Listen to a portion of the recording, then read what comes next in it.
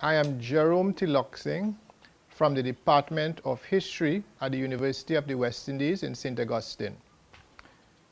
Today I want to look at the historical evolution of Carnival in Trinidad and Tobago.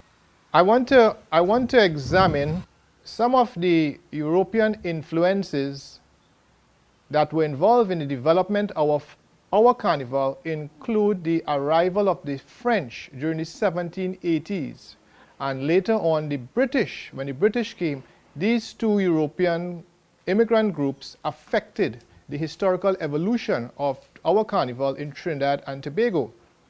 When the French came in the late 18th century and early 19th century, whilst they were here in Trinidad, they had various balls. They had these disguised balls, right? Private events in which they would dress up in costumes, elaborate costumes, and some of these costumes include the Dame Lorraine, right? And this Dame Lorraine was used by the French. They would have it in small parties, and the slaves, the onlooking slaves, would later imitate these Dame Lorraines, and they added simple rags, so they couldn't get the elaborate costumes that the French had, but they saw, right, the field slaves, the house slaves, they saw what their masters, the French planters, were wearing, and they decided to imitate the Dame Lorraine costume. So they used not just rags, but small beads and buttons to imitate the jewelry. They couldn't afford the expensive jewelry that the French had in their costumes. So this is how the Dame Lorraine, which started off with the French, was brought from France, an event brought from France, and the slaves adopted it, mimic it, and today this is the character that we see, which is also one of the dying art forms, the Dame Lorraine. Similarly, there's another Carnival character called the Negre Jardin, and this character was used by the French planters to imitate the field slaves. They dressed up with a mask, they dressed up in a costume similar to mock the field slave, and strangely enough, the liberated slaves, the freed slaves after 1838, they dressed up as the Negre Jardin to mock the French. So we see that the French are passing on customs, unknowingly traditions, to the slaves who were trying to imitate their masters, but of course they are using simple rags, simple tins, simple beads, so that they could try to imitate what they have seen that the French are wearing. Now, I mentioned the French influence, but there was also influence in the United States. And if some persons might know particularly about the Indian mass, right? And this Indian mass, some historians believe, didn't just start off just so in Trinidad.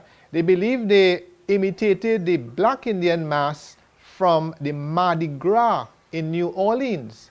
So the Indian mass is not something that is traditional to Trinidad. If you notice the Indian mass in Trinidad, the headdresses and the feathers, the costume, it is similar to the indigenous Indians from North America, like the Iroquois and the Cree and the Cherokee.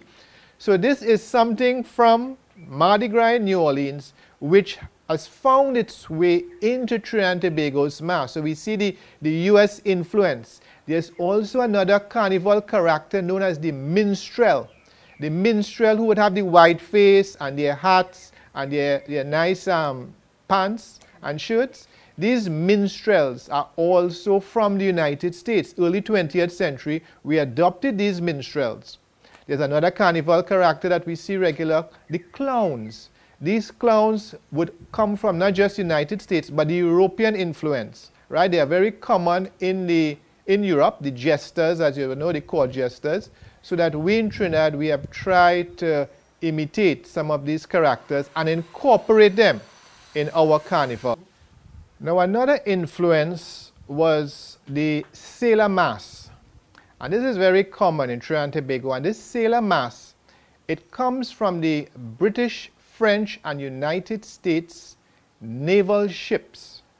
These ships visited Trinidad during the 1880s and after, and the slaves, the freed slaves, and also their descendants, they saw these sailors and they tried to imitate these sailors. So the sailor mask that we see, the fancy sailor mask and the normal sailor mask, it originated from some of these sailors, particularly from the late 19th century, who docked in Trinidad, who visited Trinidad, right? So we see again not just the British and French influence, but United States influences. I have also found in some of my research that there's also considerable influence from Venezuela.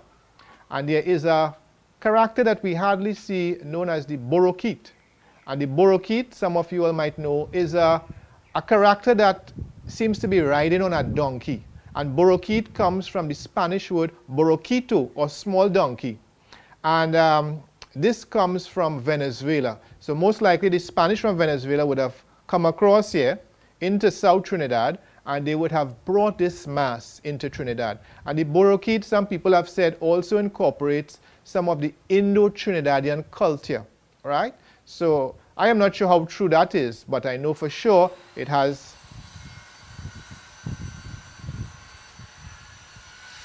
Well, I think the Sumari is the Indian version of the Boroquit. I could mention. The Sumari? Yeah. Okay. So the Boroquit has some influences from the Indo-Trinidadian culture and also the Spanish, particularly from Venezuela.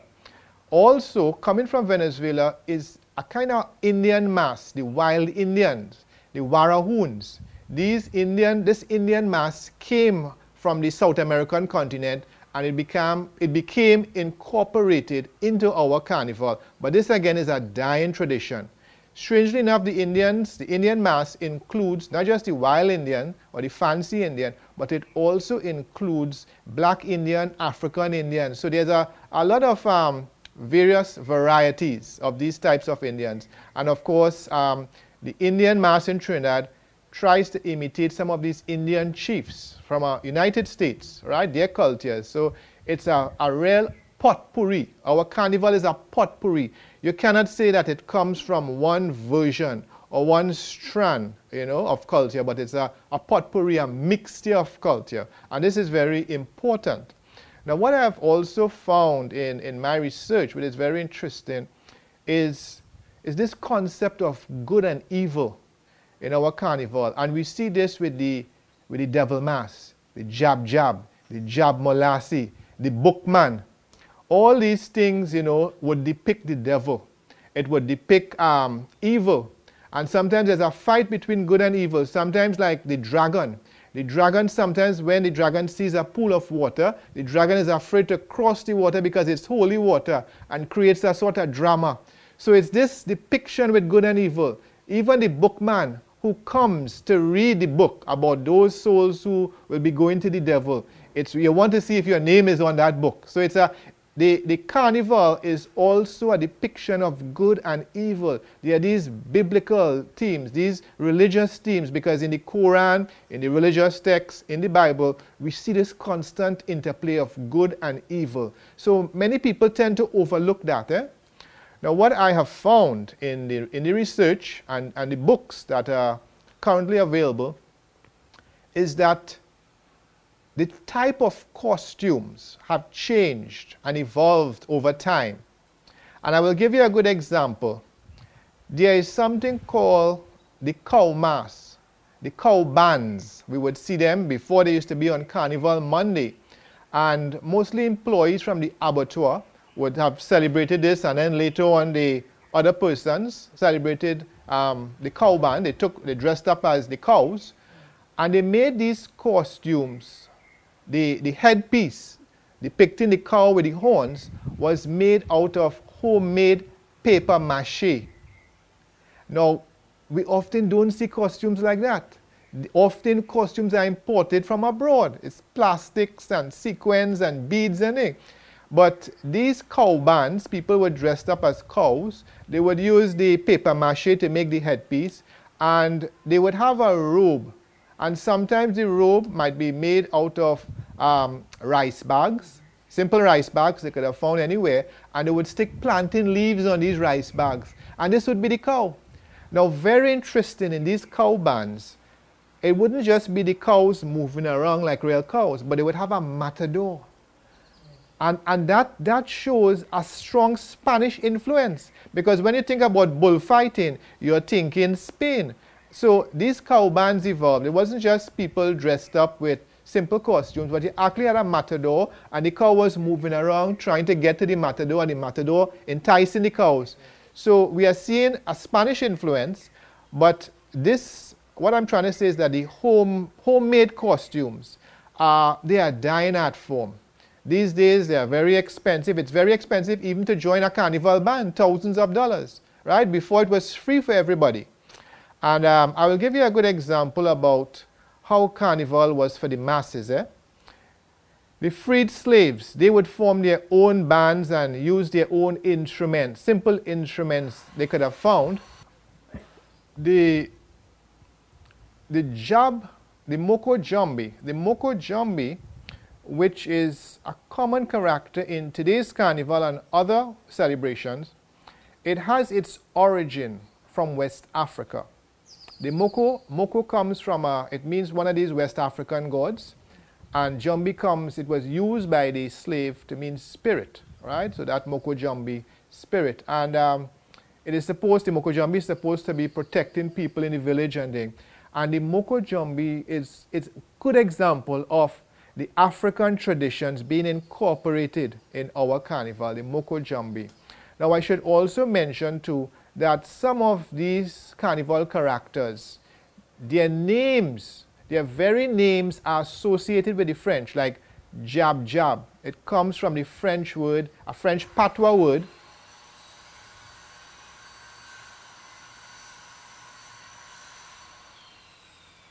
So that's from the very name. Right. The very name, jab jab, comes from the French patois, diable, diable, right? And jab molasses comes from a French word meaning mélasse, molasses, right? And jab meaning devil, right? Diable. So that we see from the very words itself, it means something. Of course, you know, there's also characters like the bats and the demons, right? And these would be drawn from the European influences and United States influences. And we see them also in Halloween too, you know, the bats and the demons being depicted and things. So we see that the North American and European traditions have fused with the Spanish traditions and the African traditions and some Indo-Trinidadian traditions, right? So this is why our carnival has such a rich historical legacy. And that could be one of the reasons why carnival is seen as a unifying force. It creates solidarity. It is not a religious festival for one particular group of peoples. It is something, it's a secular festival, even though it is linked to the Christian calendar because it's preceding Lent, right? And it's preceding Ash Wednesday. But it has a unifying nature. And I also want to mention too that that very mask, the mask that is worn for carnival, it was used by the slaves as a form of cultural resistance. And many people don't know that. This mask was used by the slave, you know, as an outlet, as a vehicle for not just resistance, but for their aggression, to show some sort of hatred, right, for the French and also for colonialism and for slavery. I also want to mention that when the slaves started off in carnival, the elite in society were not too happy. In fact, in 1833, the Port of Spain Gazette, a newspaper which was owned by the elites, said that these Africans wearing masks in Port of Spain were trying to create disturbances. And in Carnival, Sunday, 1833, the Port of Spain Gazette said that 2 Africans were arrested by one of the policemen, right? Again, there was this fear of a disturbance. And not surprisingly, in 1858, Governor Keith, who was the governor of Trinidad and Tobago then, Governor Keith of Trinidad, he tried to ban the wearing of masks. He actually tried to ban the wearing of masks, and it didn't happen because almost 3,000 slaves, freed slaves, marched with cutlasses and knives and machetes across the police station. So they were sending a message that the police should not interfere with their celebration of Carnival, which was free for them and which was a joyous time, a time of gaiety. Now that also leads me to this issue of Canboulay. The Canboulay, or the lighted procession. And you had the 1881 Canboulay riots. And one of the reasons why you had these riots in February 1881 was an attempt by the police to ban these freed Africans, these descendants of slaves, from carrying lighted torches, from being part of this procession. And you see, the police and the elite were fearful of solidarity. They always tried to keep the people disunited, to keep the people divided. So they were very concerned that the Africans and some of the Indians, the indentured laborers, were starting to take part in the Canboulay. And this is one of the reasons why you had the Canboulay riots and later on the Hussein massacre. So we see this as a trend occurring where the police, they are always concerned about growing class unity. And any sort of unity amongst not just the Africans, but amongst Indians or amongst Africans and Indians, any sort of ethnic or racial unity, the security forces would have intervened. They felt afraid. And this stems even from slavery days, where the planters ensured that no Africans from the same plantation, from the same tribe or on the same plantation, they tried to keep them divided. So they mixed the Africans from various tribes on each plantation to prevent unity. Similarly with Carnival, there was a growing concern that these bands, these carnival bands of Africans, were not just depicting the French in a mocking way or ridiculing them, but there was some sort of solidarity. And you see, the mask was very important. The mask, when it was worn by these slaves and later these ex-slaves and the descendants of the slaves, it was worn, the mask was worn to ridicule the whites.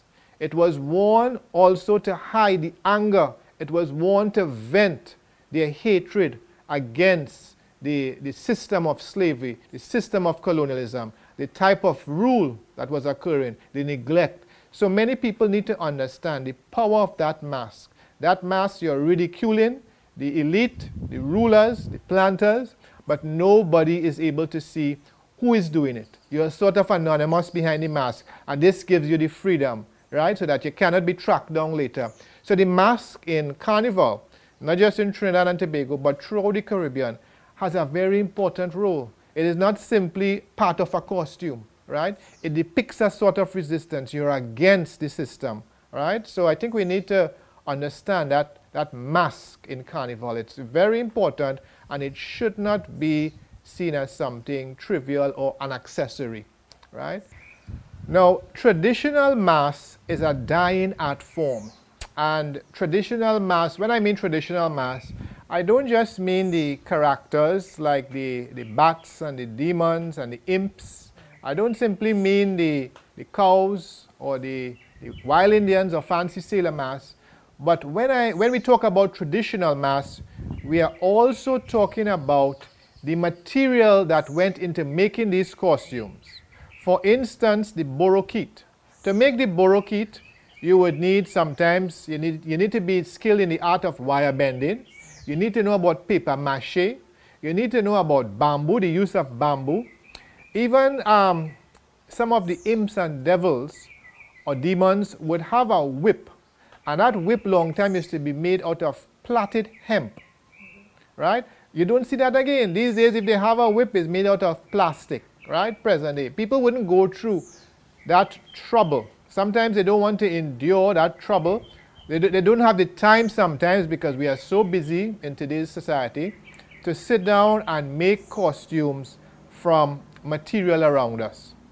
And I think this is what is happening to the traditional masks. That yes, we might say, let's bring back the sailors, but we might not be using any local or indigenous material. the sailor mask, right? Today's society, we tend, we could get our expensive clothes. But long-time sailors would use material around them to make a simple hat, maybe a straw hat even, right? But we don't use that. We would go for the expensive cloth, the colorful costumes, like the Pierre Grenade, right? And even the Bookman. These things, they're no longer going through the trouble of using the paper mache. They would quicker buy a plastic. I think I ain't ponging, Ponging I can live with. They can live with that, right? Some of these costumes, they no longer would go with the paper mache. They might want to go and buy plastic costumes, plastic headpieces. They might want to import feathers. They wouldn't want to go and talk to a local supplier of feathers, turkey feathers, or some colorful beads or so. So I think this is where we need to understand the traditional mask is about persons sitting down to construct this mask. And you see that the very nature of sitting down to construct the mask creates a sense of camaraderie, solidarity amongst the mask makers. You are not just importing barrels of beads, and you're not just putting your woman in bikinis or so. These things have no meaning. You lose the historical impact when the mask becomes more of nakedness and less of costume. So I think the traditional mask reflects a lot of our history. It reflects a lot of the European influences. It also depicts some of the characters that were discussed during the 18th and 19th and 20th centuries. So we need to understand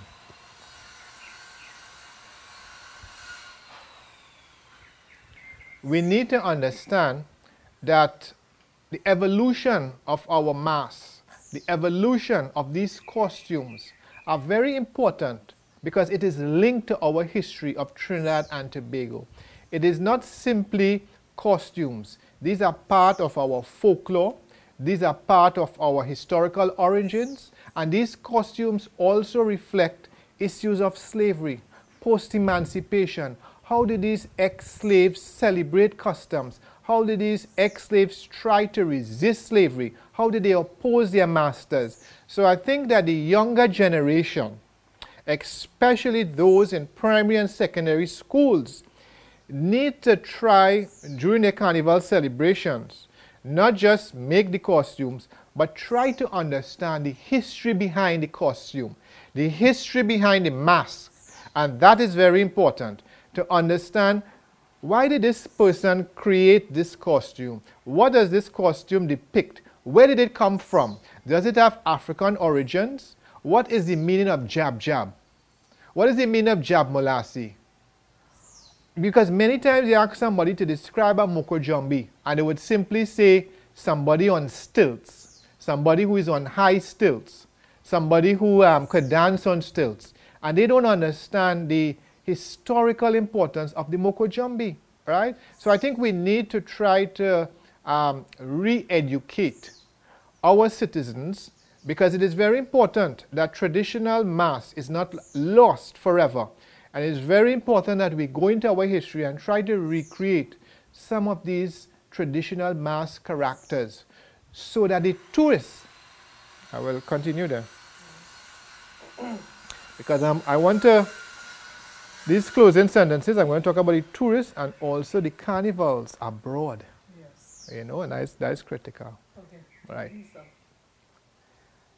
Why the traditional mask is so important? It is not just important for the knowledge and education of our citizens in Trinidad and Tobago, but also for the tourists. The tourists who come to Trinidad and Tobago during carnival time, they also would understand and appreciate our history. Yes, some of them come into Trinidad and they take part in the mask, but often they don't get to interact with these mask characters. Often they don't understand the importance of the yards, the carnival yards, the origin of the steel band or the calypso, right? Often it is, we present to these tourists and these foreigners a glamorized version of carnival. We present to these tourists a glamorized version of our carnival. And we cannot keep on presenting a glamorized or a version of the 21st century costumes. We need to appreciate our uniqueness, our unique costumes, because if we continue on this path, then it would be difficult to separate our carnival from carnivals of Brazil or carnivals throughout the Caribbean or throughout the rest of the world. I feel if we set a trend and we incorporate more traditional mask characters and we have more traditional masks, other carnivals in North America and Canada and Europe that was started by West Indians would also want to incorporate traditional costumes. We have so many carnivals in Washington, in Florida, in New York, in Toronto. We have Notting Hill in London, right? And I think these carnivals should take an example from us. If we do incorporate the mask, traditional mask, we would set a precedent and they would try to bring back, to return some of these characters into our carnivals. Because I think it is important that we see carnival not simply as a time to jump and whine, or not simply as a time to have a good time or to walk across the stage, but carnival should be a time to learn. It's something difficult to get through our psyche, because everybody feels carnival is to jump up and have a good time, right? And to find out who's going to win road match and who's going to win the title, right, of best band and medium band and small band.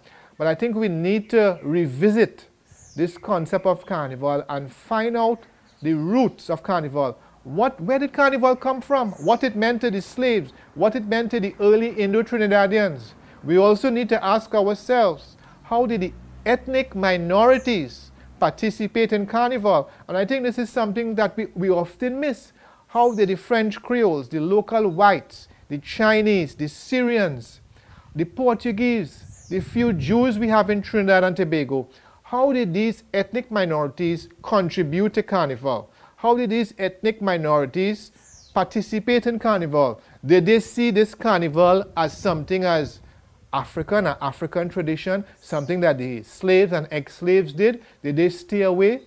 So I want us to examine all these things, because today when you look at carnival on television, we see a diversity of races. We see people from all backgrounds.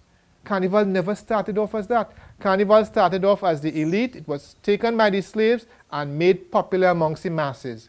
But today we see certain bands being VIP, certain bands being expensive. So we need to understand, what was Carnival all about? What was this celebration all about that created so much fear, controversy, that gave the slaves hope? What was this carnival about that created solidarity? What was this carnival about that slaves were willing to lose their lives for? Some slaves were willing to go to jail or be beaten, right? So we need to understand that carnival should not be a celebration that is taken lightly. Carnival has a lot of potential for our students, and I believe personally that the study of the historical origins of carnival should be on the syllabus, not just of CXC and CAPE, but also at the universities. Now, when we look at some of these costumes, there is a strong possibility that some of these ethnic minorities would have had an input into the depiction of some of these characters. For instance, the dragon mask. All right, some person said that it might be somebody of mixed ethnic origin. And what I feel is important, what we should also note, is that in China there's also the popular dragon dance. The dragon is very popular in celebrations in China. So maybe there would have been some Chinese in North or South Trinidad who would have been creating these dragons, right? Who would have been helping build these dragon costumes, or giving advice, or even actually being participants. So we need to see, was there ever a Chinese influence, right, within our carnival? It's very interesting to see that some of these characters have been popular in other civilizations and cultures. And again, it comes back to the point that carnival has a unifying force that sadly lasts for just 2 days. And after that, we come back into our own cocoons, our small cliques, and Trinidad becomes a war zone. So I think we need to try to see how we could capture that powerful influence, unifying influence, that powerful unifying influence, that solidarity, and see if we could continue it throughout the year to make sure that the knowledge of Carnival is continued and it isn't something that is seen as a celebration for a few people or for the wealthy.